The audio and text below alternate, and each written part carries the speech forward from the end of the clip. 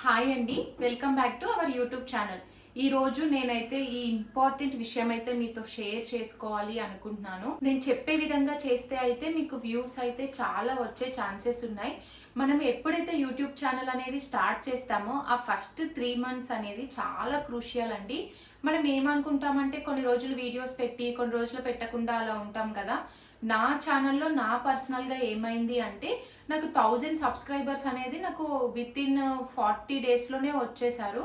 కాకపోతే నేను ఏం చేశానంటే తర్వాత వీడియోస్ పెట్టడం మానేశాను. నేను ఒక చిన్న పాపని పట్టుకొని అలా వీడియోస్ పెట్టడం నాకు కష్టమైంది. తర్వాత చాలా డేస్ వరకు అసలు పెట్టలేదు. డేస్ అని కాదు, మంత్స్, ఒక 1 year వరకు కూడా పెట్టలేదు. అసలు అలా చేస్తే ఏమవుతుంది ఏమంటే మన యూట్యూబ్ ఛానల్ ఉందన్న విషయం కూడా జనాలు మర్చిపోతారు. ఇంకా మన వీడియోస్ అనేది పబ్లిక్కి రీచ్ అవ్వడం కూడా ఆగిపోతుంది అనమాట. సో నాకు అట్లా అనేసి కొన్ని డేస్ మళ్ళీ నాకు యూట్యూబ్ ఛానల్ని ఇట్లా స్పీడప్ చేసుకోవడానికి అయితే కొంచెం టైం అనేది పట్టింది. సో నేను ఏం చెప్తున్నానంటే మీరు వీడియోస్ వ్యూస్ వచ్చినా రాకపోయినా ఏది ఏమైనా సరే కంటిన్యూగా అయితే మాత్రము పోస్ట్ చేయండి. ఎవరైతే అలా కన్సిస్టెన్సీ మెయింటైన్ చేస్తారో వాళ్ళైతే చాలా త్వరగా వాళ్ళ ఛానల్స్ అనేవి క్లిక్ అవుతున్నాయి, నేను అబ్జర్వ్ చేసినంత ప్రకారం అయితే. సో మీరైతే ఆ కన్సిస్టెన్సీని అయితే అస్సలు మిస్ చేసుకోకండి.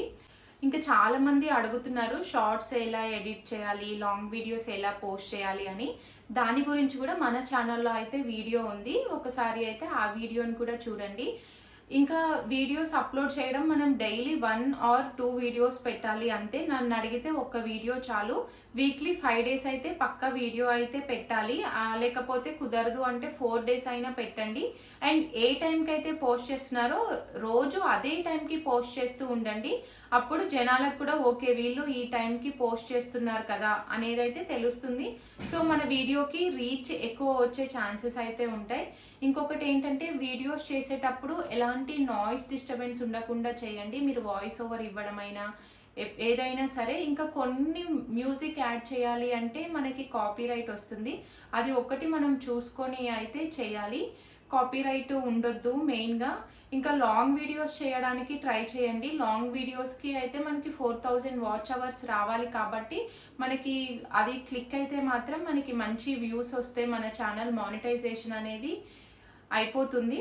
సో కొత్తగా యూట్యూబ్ స్టార్ట్ చేసే వాళ్ళైతే ఇవైతే ఫాలో అవ్వండి, పక్కా మీ ఛానల్ అయితే క్లిక్ అవుతుంది. షార్ట్ వీడియోస్కి 10 million వ్యూస్ రావాలి కాబట్టి షార్ట్ వీడియోస్ కూడా పెడుతూ ఉండండి. అసలు మన వీడియో ఎప్పుడు ఏది వైరల్ అవుతుందో మనమైతే డిసైడ్ చేయాలి. ఆ యూట్యూబ్ వాళ్ళే మన ఛానల్ని అయితే మానిటరింగ్ చేసి ఒక వీడియోని అయితే వాళ్ళే వైరల్ చేయడానికి అయితే చూస్తారు. నేను నా ఛానల్లో కూడా నేను అదే అనుకున్నా, ఈ వీడియో వైరల్ అయిందా అన్నట్టు. సో వ్యూస్ అనేవి దేనికి వస్తుందో మనమైతే డిసైడ్ చేయలేము, అది వచ్చేసి అంతే, ఇంకా అలా అయిపోతుంది.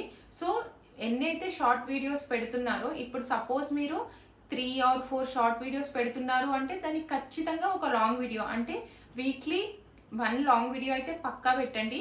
మీరు ఫ్రీగానే ఉన్నారు, మీరు పెట్టగలరు అనుకుంటే 2 లాంగ్ వీడియోస్ అయినా పెట్టండి. సో అలా ఈక్వల్గా షార్ట్ వీడియోస్ ఇంకా లాంగ్ వీడియోస్ అయితే రీచ్ అవుతూ ఉంటాయి. సో మీ ఛానల్ మానిటైజేషన్ అనేది తొందరగా అయిపోతుంది.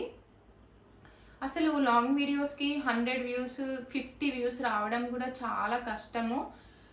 కానీ మీరు కంటిన్యూస్గా పెడుతూ ఉంటే మాత్రం ఖచ్చితంగా రీచ్ అనేది వస్తుంది. సో ఆ ఛాన్స్ని అయితే మిస్ చేసుకోకండి. అసలు నిజంగా 3 monthsలో మానిటైజేషన్ అయిపోతుందా, ఎంత కష్టం అనిపిస్తుంది. నేను చెప్పినట్టు చేయండి, ఖచ్చితంగా అయితే మానిటైజేషన్ కూడా కంప్లీట్ అయిపోతుంది. నా మానిటైజేషన్ ఆగిపోవడానికి అయితే నేను చేసిన తప్పులు మీతో షేర్ చేసుకున్నాను. మీరైతే ఈ తప్పులు చేయకండి, నాలాగా మధ్యలో ఆపేసి మళ్ళీ చేసి అలా ఉండకుండా చేస్తూ కంటిన్యూస్గా కన్సిస్టెన్సీ మెయింటైన్ చేస్తూ వీడియోస్ అయితే చేస్తూ ఉండండి.